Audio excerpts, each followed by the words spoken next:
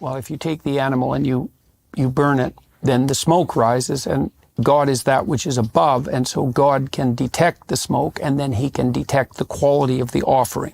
So that's the idea behind the offering, and it is archaic. It's not the way that modern people think about sacrifice, but I think about it psychologically as a developmental move towards full recognition of the idea, first of all, that work is a form of sacrifice and vice versa, and that because you sacrifice the present to the future at least, but you also sacrifice everything to your highest priority, if you're not confused. And then that brings up the question of what the highest priority should be and what the quality of the sacrifice should be.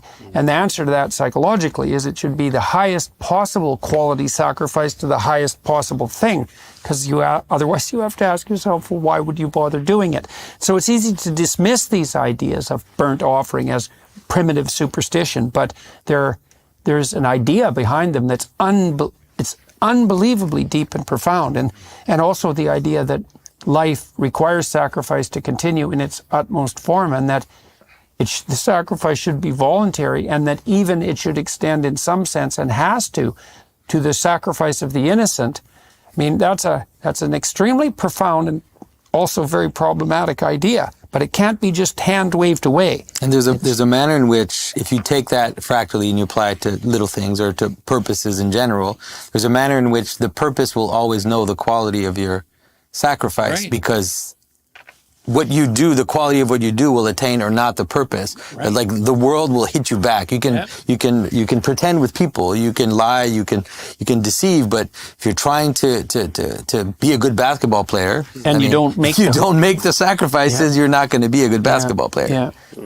That's what's going to happen. Yeah, well, and that's another indication of the intrinsic logos of the world. And we also know this deeply, I would say, inside ourselves, because people know perfectly well that their conscience can torment them.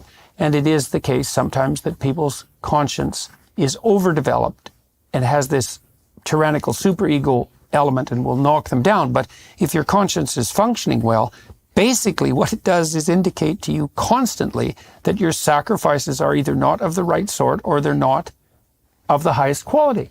And you call yourself out on that, right? And so, and what's one of the things that's so odd about that is you can't, if you try to escape from that, it just makes it worse for you. And you know that, and you really can't escape from it, not except by abiding by it. You can fight it and all of that.